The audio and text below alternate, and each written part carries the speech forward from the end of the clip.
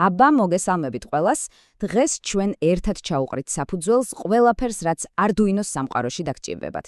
ეს ის ძირითადი სამშენებლო ბლოკებია, რომელთა გარეშეც ვერც ერთ პროექტს ვერ ავაწყობთ, არც მარტივს და არც რთულს. მზად ხართ? ძალიან კარგი. მოდით დავიწყოთ. კაი, მოდი პირდაპირ მთავარი კითხვიდან დავიწყოთ. როგორ ახერხებს ეს პატარა ბაფა, რომ ფიზიკურ სამყაროს ელაპარაკოს? აი, მაგალითად, საიდან იცის ღილაკს როდის დააჭირეთ? ან როგორ ანთებს ნატურას?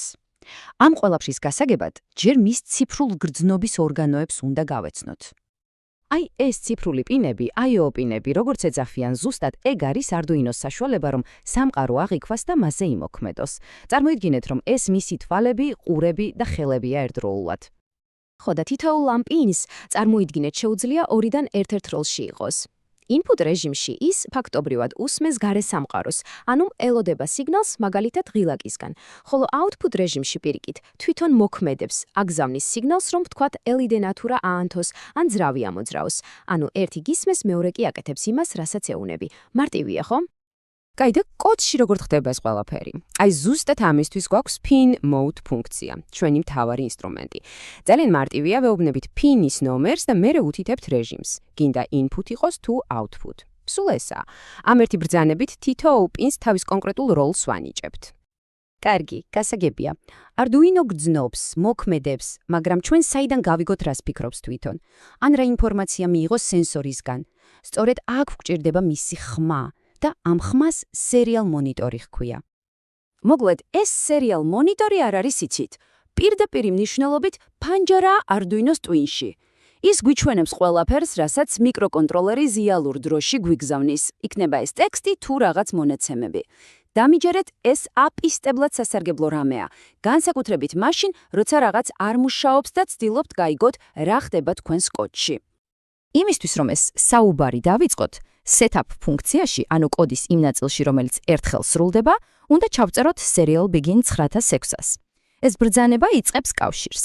რაც შეეხება რიცხვ 9006-ას, ეს არის კომუნიკაციის სიჩქარე. აი, წარმოიდგინეთ ორ ადამიანს, რომ ერთმანეთის ესმოდეს, დაახლოებით ერთნაირი სისწრაფით უნდა ილაპარაკონ, ხო? ზუსტად იგივე პრინციპია აქაც. და სტრუქტურაც ნახეთ რა ლოგიკურია.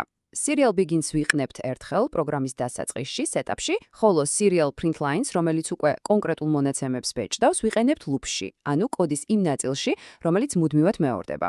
ეს იმისთვის, რომ მუდმივად მივიღოთ განახლებული ინფორმაცია. აი აქ, ერთი პატარა, მაგრამ ძალიან მნიშვნელოვანი ნიუანსია. Print და print line. Print რასაც დაბეჭდავს, ყველაფერს ერთ ხაზზე მიაყოლებს, გააგრძელებს, ხოლო print line დაბეჭდავს და კურსორს შემდეგ ახალ ხაზზე გადაიტანს. ეს გვეხმარება, რომ ინფორმაცია ლამაზად მოწესრიგებულად და ადვილად წაკითხვადი ფორმით გამოვიტანოთ. კარგით, მივყვეთ ლოგიკას. იმისთვის, რომ ჩვენმა კოდმა რამე ჭკვიანული გააკეთოს, ინფორმაცია ხო უნდა დაიმახსოვროს. მაგალითად, ღილაკს რამდენჯერ დააჭირეს, ან რა ტემპერატურას აჩვენებს სენსორი. სწორედ ამ დამახსოვრებისთვის არსებობს ცვლადები. ცვლადი, ძალიან მარტივად რომ ვთქვათ, არის, აი წარმოიდგინეთ პატარა ყუთი მიკროკონტროლერის მეხსიერებაში, რომელსაც ჩვენ სახელს ვაწერთ, იარლიც ვაკრავთ, ამ ყუთში ვდებთ რაღაც ინფორმაციას, რიცხვს, სიმბოლოს, და როცა ეს ინფორმაცია დაგჭერდება, უბრალოდ ამ ყუთს თავისი სახელით მიმართავთ.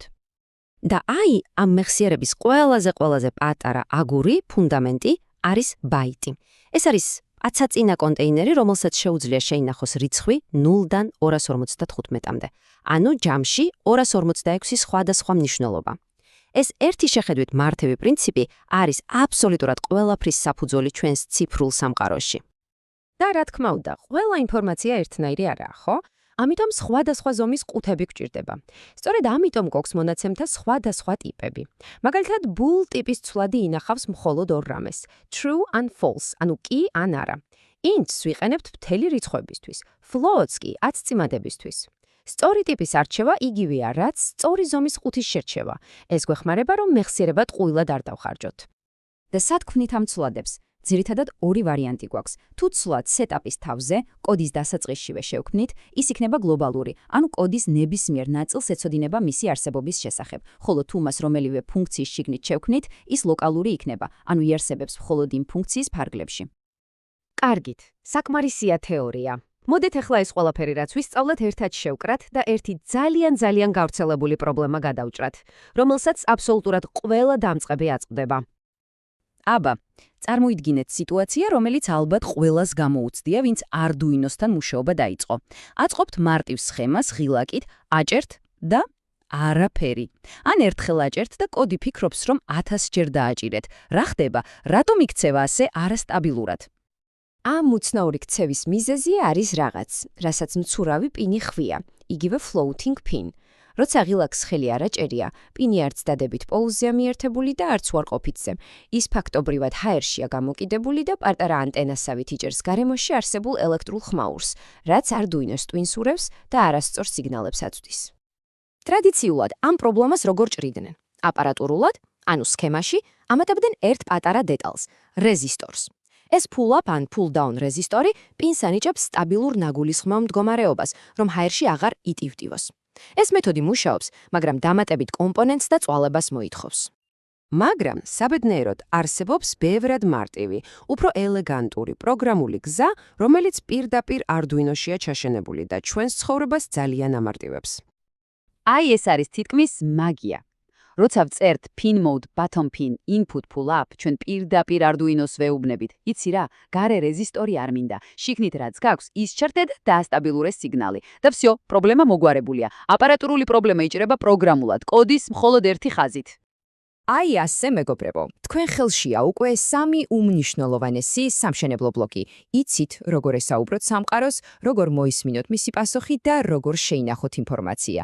ასე რომ, ახლა მთავარი კითხვა თქვენთანაა. ამ ახალი ცოდნით, ამ ახალი ინსტრუმენტებით, რას შექმნით პირველს?